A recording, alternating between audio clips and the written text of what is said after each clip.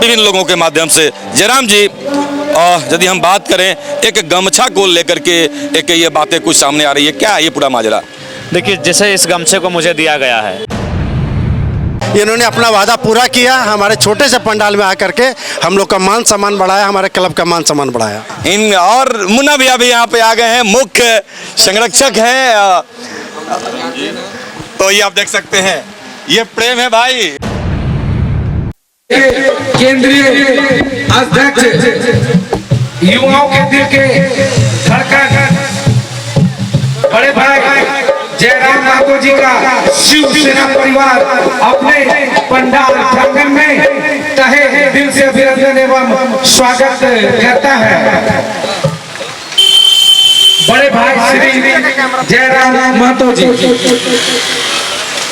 लोग से सब लोग इन्हें प्यार से टाइगर बुलाते हैं।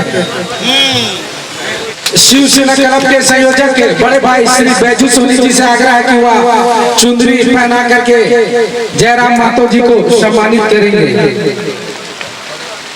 माता जकी पार्वती पिता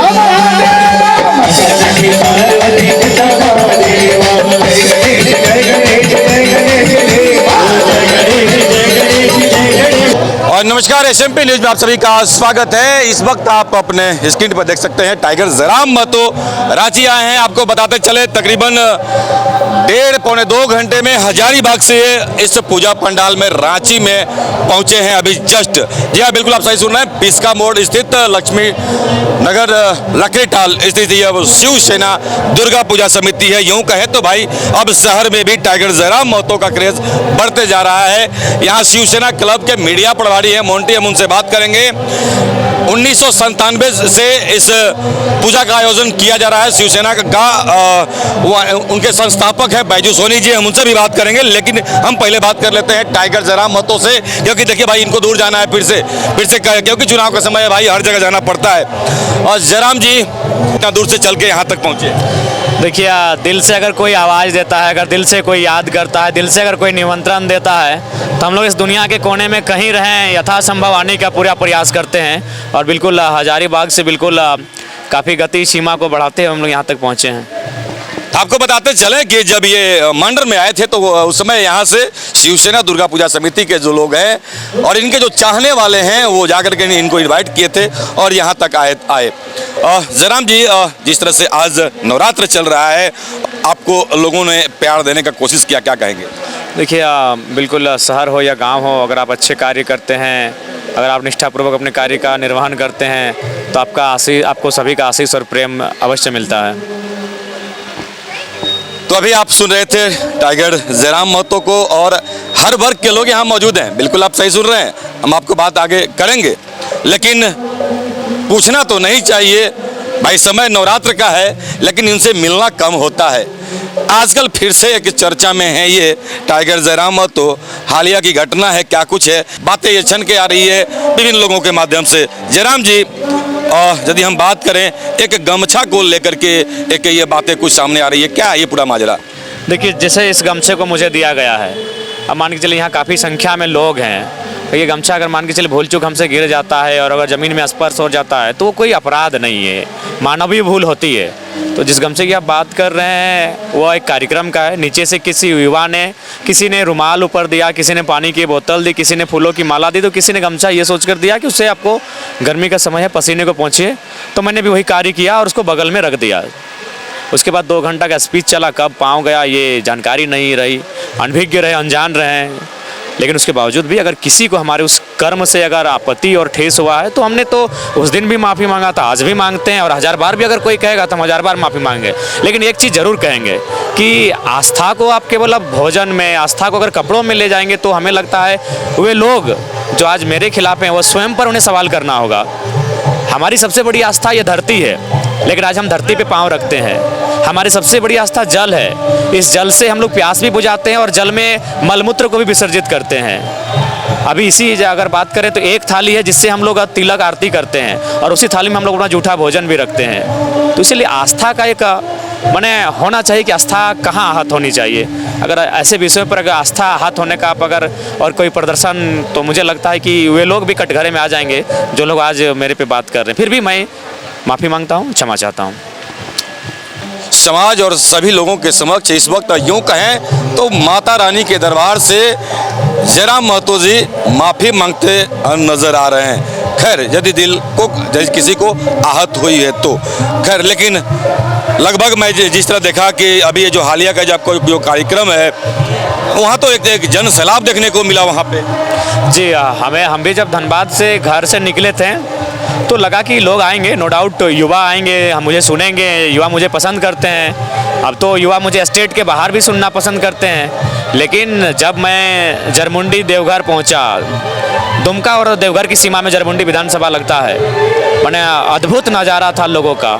फिर मैं वहाँ से गोड्डा गया, वहाँ भी वही दृश्य। वहाँ से मैं महागामा गया, वहाँ भी वही दृश्य। उसके बाद मैं बोरियो गया, वहाँ भी वही सम्मान। और साहेबगंज जब राजमहल गया तो नज़ारा गजब का था। बारिश में भी लोग हजारों की संख्या में, लग रहा है कोई धनबाद का और माने गिरिडीह का, बोकारो का कोई गांव हो जहां लोग मुझे सुनने आए हैं। तो संथाल प्रगणाम से जो मैसेज मिला है वो बहुत ज़्यादा हम लोग को बूस्टअप कर रहा है, लगातार एनर्जेटिक बना रहा है। तो बहुत अच्छा लग रहा है। आपकी बात हो गई, थोड़ा सरकार की और विपक्ष की बात कर लेते हैं। अब दोनों तरफ से, एक तरफ से मैया योजना, तो वहीं आप देख रहे हैं बीजेपी भी एक योजना लाग दी है, क्या कहेंगे? देखिए, सबसे पहली बात, मैया योजना है, वो सच में सरकार लेके आई है, लेकिन वो घूस है। क्योंकि आपने क्या किया, भैया लोग का नौकरी बेच दिया। आपने भैया लोग का नौकरी कॉरपोरेट के बच्चों को बेच दिया, मिनिस्टर्स के रिश्तेदारों को बेच दिया, IAS IPS के रिश्तेदारों को आपने भैया लोग का नौकरी बेच दिया और उन्हें बहलाने फुसलाने के लिए अब मैया सम्मान योजना लेके आए हैं। ये किसी से छुपा नहीं है कि आज JSS जेल का मामला है, छात्र आज तक परेशान हैं, लगातार सड़कों पे है, आंदोलन कर रहे हैं और अब टस से मस नहीं हो रहे, क्योंकि आपको मालूम है सीटें बेची जा चुकी है। तो उनको बरगलाने के लिए मैया सम्मान योजना के नाम पर भैया लोग को बरगलाया जाएगा। लेकिन मैं स्पष्ट कहना चाहूँगा, अब हमारी माएँ समझ गई हैं कि रोज़गार मतलब 1000 रुपये नहीं होता है। रोज़गार मतलब महीना में 15,000 से 25,000 तक आना चाहिए उनकी योग्यता के हिसाब से। और जहाँ तक आपने बीजेपी के दीदी को योजना खाई है, तो फ्रॉड है, ये पूरी तरह फ्रॉड है। बीजेपी वाले कितना नीचे जाएंगे, इतनी बड़ी पार्टी, दुनिया की इतनी बड़ी पार्टी, और लोगों से इतना ठग रहे हैं। वो तो DC महोदय ने अपने लेटर में अपना कार्यालय से आदेश जारी किया है, BDO महोदय ने अपने कार्यालय से आदेश जारी किया है कि इस प्रकार की कोई भी योजना नहीं चल रही है। तो कोई अगर ऐसा कर रहा है तो केवल और केवल भ्रम फैलाने का कार्य कर रहा है। तो ये तो पूरी तरह से आप भ्रम फैला रहे हैं, दिग्भ्रमित कर रहे हैं, और ये फ्रॉड का काम हो रहा है। और ये भाई जयराम महतो थे, और लगभग मुझे उम्मीद है कि आप इनकी बातें से वाकिफ हो गए होंगे और दोनों मुद्दों को हमने ले लिया है। दो शब्द हल्के लेंगे हम।